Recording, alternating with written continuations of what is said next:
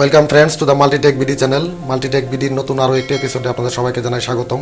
বরাবরের মতো আজকের এপিসোডেও থাকছে একটি টেক রিলেটেড ভিডিও, এবং এই ভিডিওতে আপনাদের দেখানো হবে যে ইলেকট্রা 13 কেজির ওয়াশিং মেশিন, এটা আসলে প্র্যাকটিক্যালি কীভাবে ব্যবহার করা হয়। এটা আমরা কাপড় চোপড় ধুয়ে আপনাদের আজকে প্র্যাকটিক্যালি হাতে কলমে দেখিয়ে দেবো। তো ফ্রেন্ডস, আর কথা না বাড়িয়ে চলুন আমরা সরাসরি চলে যাচ্ছি মূল ভিডিওতে।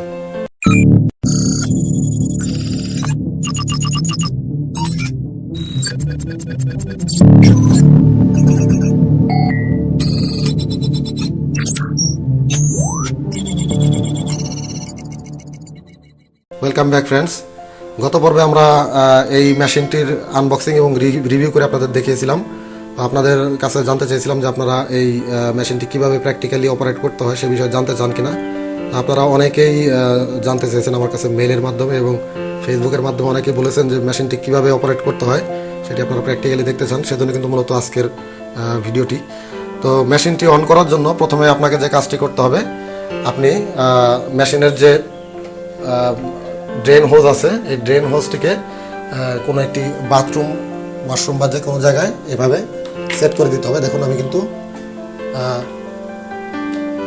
এই যে পাইপটিকে আমি সেট করে দিয়েছি, এখান থেকে কিন্তু পানি ড্রেন হয়ে চলে যাবে, এই যে মেশিন থেকে বের হয়ে ওয়াশরুমে চলে গেছে। এবং যে প্লাগ দেখতে পাচ্ছেন, কারেন্টের প্লাগ, এই প্লাগটিকে কারেন্টের আউটলেটে লাগাতে হবে এভাবে। তো আউটলেটে লাগানোর পর কিন্তু মেশিন চালু হয়ে যাবে না, আপনাকে এখানে পাওয়ার বাটন প্রেস করতে হবে। এরপর যে কাজটি করবেন, আপনাকে আপনার যে লন্ড্রিগুলো রয়েছে বা কাপড়গুলো রয়েছে সেই কাপড়গুলো কিন্তু একে একে দিতে হবে। তো আমরা এখন মেশিনের মধ্যে কাপড় দিয়ে দিচ্ছি,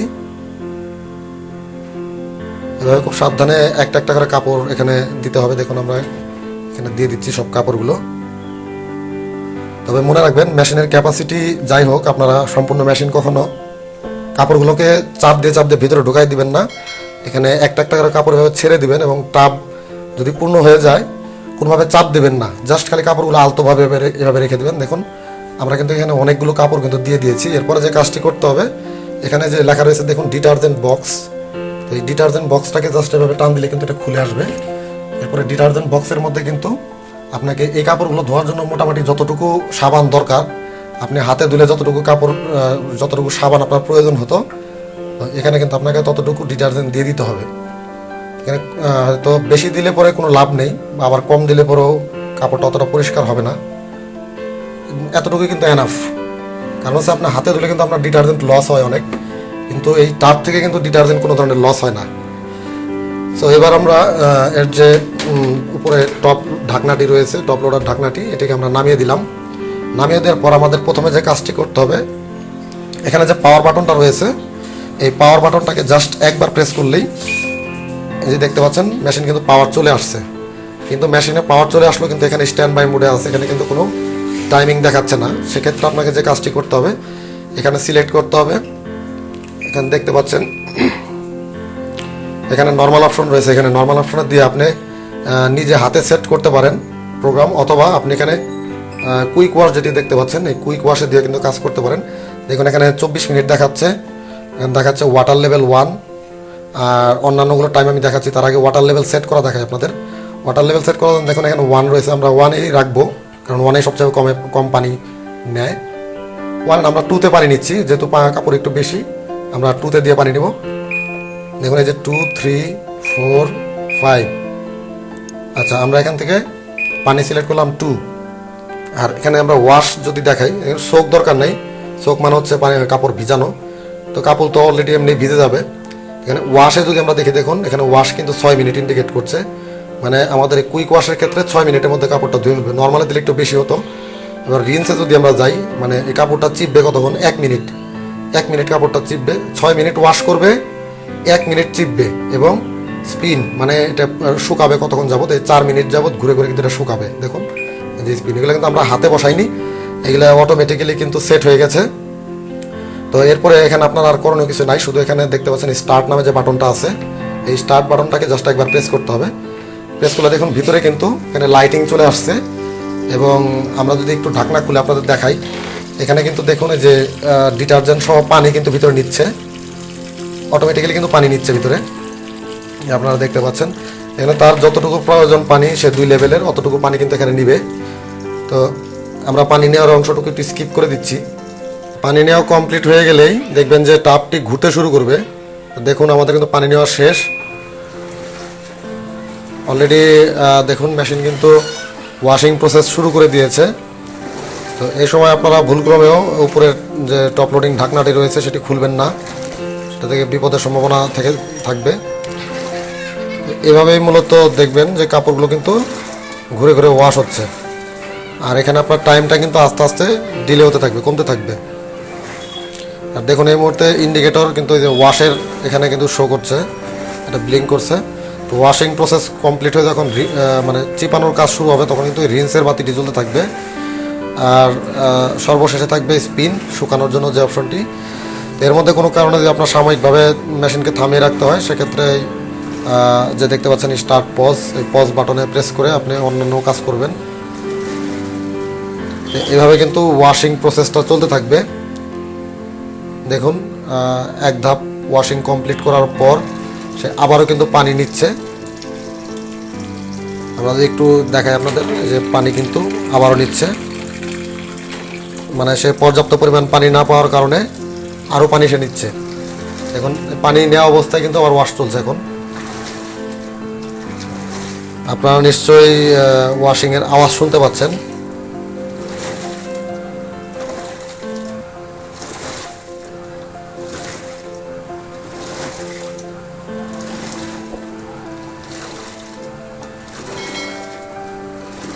এখন একই সাথে কিন্তু এখানে টাইমও কিন্তু আস্তে আস্তে কমে যাচ্ছে। টোটাল কুইক ওয়াশের জন্য যে টাইমটা সে নিয়েছিল সেই টাইমের মধ্যে কিন্তু সে ধোয়াটা শেষ করবে, ধোয়া এবং শুকানো। তো প্রসেসটা মাঝখানে আমি আরেকটু বলে দিই। এই যেভাবে ধুচ্ছে, ধোয়ার পর দেখবেন যে ড্রেন হোজ দিয়ে সমস্ত পানি কিন্তু বের করে দেবেন এক স্টেপ ধোয়ার পর। এরপরে তার পানির কাপড়ের মধ্যে যে অবশিষ্ট সাবানটা রয়েছে সেটা ক্লিন করার জন্য সে কিন্তু আরও একবার পানি নেবে। এই ওয়াশ প্রসেস হওয়ার পরে সে পানিটা ড্রেন করে দিয়ে আবারও পানি নেবে। এরপর দ্বিতীয়বার ধোয়ার পরে সে রিন্স অপশনে চলে যাবে এবং কাপড় টাবের সম্পূর্ণ পানি বের করে দিয়ে সে কাপড়ের যে পানিটা আছে সেটাও কিন্তু চিপে নেবে। এবং চিপে নেওয়ার পর যখন কাপড়টা মোটামুটি শুকনো হয়ে যাবে তখনই সে স্পিন প্রসেস শুরু করবে, অর্থাৎ কাপড়টাকে খুব দ্রুত গতিতে বাতাসে ঘুরিয়ে সে শুকানোর চেষ্টা করবে। তো দ্বিতীয়বার পানি নেওয়া পর্যন্ত ততক্ষণ আমরা এই ভিডিও একটু পজ করে রাখছি। দেখুন ফ্রেন্ডস, একটা সাইকেল কমপ্লিট করার পরে সে কিন্তু ফুল স্পিডে পানিগুলোকে বের করে দিচ্ছে। এই পানিগুলোকে বের করার পরে সে দ্বিতীয়বার কিন্তু আবারও পানি নেবে, দেখতে পাচ্ছেন। ওয়াশিং লাইন থেকে যে ড্রেন হোজের মাধ্যমে কিন্তু সে সমস্ত পানিগুলোকে বের করে দিচ্ছে।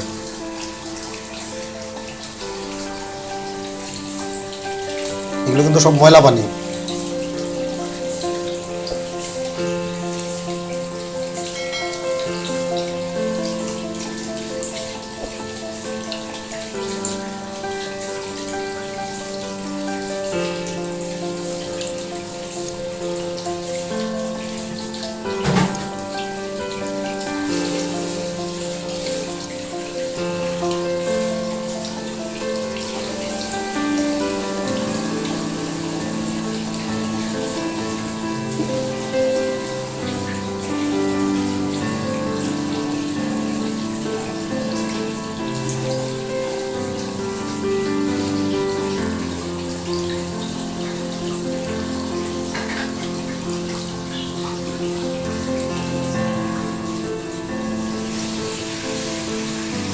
পানি ড্রেন করা কিন্তু কমপ্লিট হয়ে গেছে।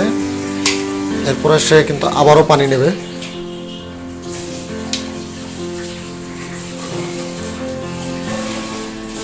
দেখুন সমস্ত পানি কিন্তু ড্রেন করে ফেলেছে।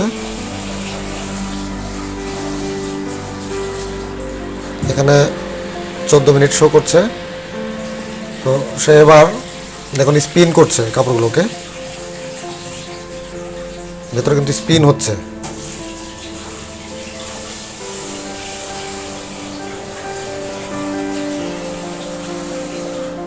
এখন কিন্তু রিন্স মুডে আছে, কাপড়টাকে চিপার কাজ চলছে।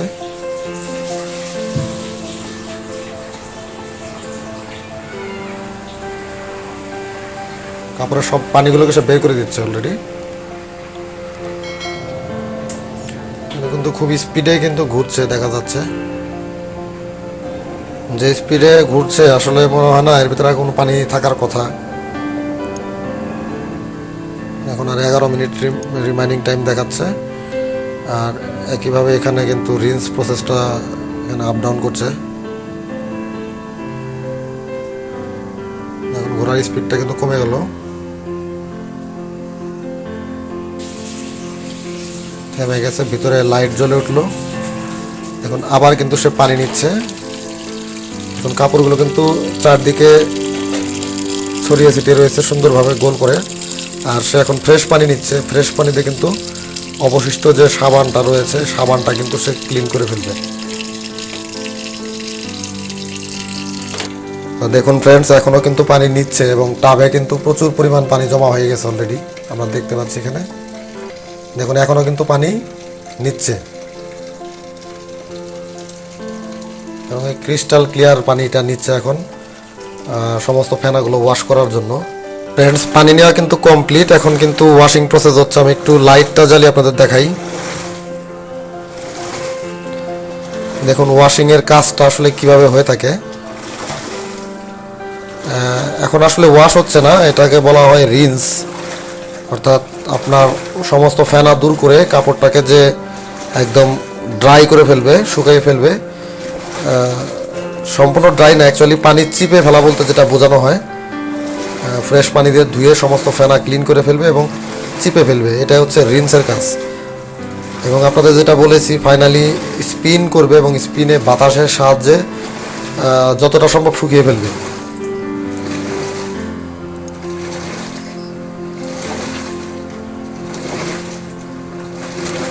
এবং এই মেশিনটা হচ্ছে ফুললি অটোমেটিক। এখানে আপনি প্রথমে যে একবারে কমান্ড দিয়ে দিয়েছেন এরপরে কিন্তু আপনাকে আর কিছুই করতে হবে না। এখানে যা কিছু করা দরকার সে অটোমেটিক্যালি টাইম টু টাইম, কখনো সে ডিটারজেন্ট নেবে, কখনো পানি নেবে, কখনো সে ওয়াশ করবে, কখনো পানি বের করে দিবে, কখনো চিপে ফেলবে, আবার কখনো জোরে ঘুরে ড্রাই করবে। এগুলো যা কিছু করা দরকার সে একাই সব কিছু করবে। শুধু আপনি খেয়াল রাখবেন যে এখানে যে টাইম দেখাচ্ছে রিমাইনিং টাইম আপনাদের যেটা দেখানো হয়েছে, ওখানে আমি এখন 7 মিনিট দেখতে পাচ্ছি। আমাদের টোটাল কুইক ওয়াশটা ছিল 24 মিনিটের এবং সেই 24 মিনিটের ওয়াশকে সে ক্রমান্বয়ে এক এক করে কাজ শেষ করে এখন সে 7 মিনিটে আছে। এখন দেখুন সে কাপড়ে যে অবশিষ্ট সাবান এবং ফেনাটা ছিল সেটা কিন্তু ফ্রেশ পানির সাথে অলরেডি ফেনাটাকে বের করে ফেলেছে এবং এখন সে প্রস্তুতি নিচ্ছে পানিগুলো ড্রেন করার জন্য। তো ড্রেন শুরু হয়ে গেলে আমি আপনাদের দেখাবো।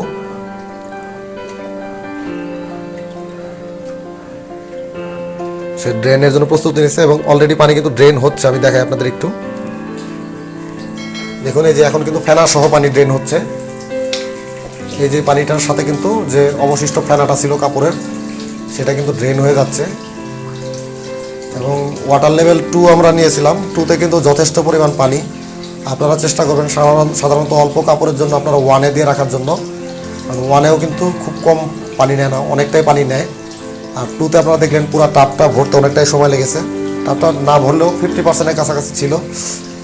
তো দেখুন কি স্পিডে পানি বেরিয়ে যাচ্ছে।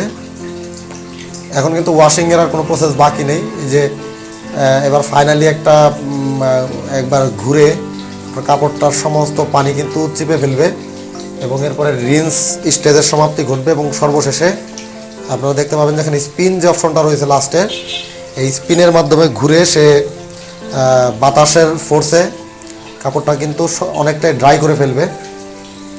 তো দেখতে পাচ্ছেন পানিগুলো ড্রেন হয়ে চলে যাচ্ছে। এখন পানি কিন্তু ড্রেন কমপ্লিট হয়ে গেছে। এখন সে স্পিন মুডে আছে, দেখুন স্পিন মুডে এবং রিমাইনিং টাইম দেখাচ্ছে 6 মিনিট।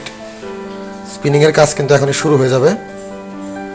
আমরা যদি আপনাদের আবার একটু দেখাই, আর এটা ভিতরে যে লাইটটা এটা অটোমেটিক অন অফ হয়। তো আমরা আমাদের ক্যামেরার লাইটটাকে অন করে দিলাম।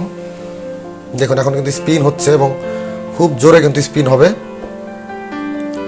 কাপড় থেকে সমস্ত পানিটা নিংড়ে বের করে নিয়ে আসবে। এখন যেটা বলতে পারেন এটা হচ্ছে শুকানোর প্রসেসটা চলছে আর কি। মোটামুটি 4 মিনিটের মধ্যে আপনার সমস্ত প্রসেস কিন্তু কমপ্লিট হয়ে যাবে। দেখতে পাচ্ছেন ফ্রেন্ডস যে কাপড়গুলো কিন্তু খুব স্পিডে ঘুরছে এবং বাতাসের সাহায্যে কিন্তু শুকানো হচ্ছে। যদিও 100% শুকাবে না, বাট এই কাপড়টা আপনি 10 মিনিট লেড়ে দিয়ে রাখলে কিন্তু একদম পুরোপুরি শুকিয়ে যাবে। দেখা যাচ্ছে স্পিনিংয়ের প্রসেস খুব সম্ভবত শেষ, যে কারণে স্পিন করা কিন্তু আস্তে আস্তে বন্ধ হয়ে যাচ্ছে। সময় দেখাচ্ছে আর 1 মিনিট।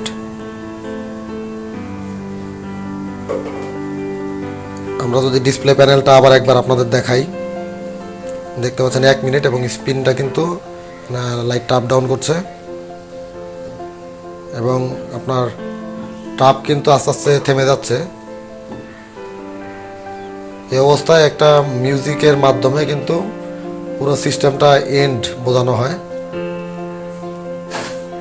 এখানে একটা শব্দ করলো, যদিও এখন 1 মিনিট দেখাচ্ছে। এই যে একটা বিপিং এর মাধ্যমে কিন্তু পুরো প্রসেস কমপ্লিট বোঝাচ্ছে এবং টাইমিং আপনারা 00 দেখতে পাচ্ছেন।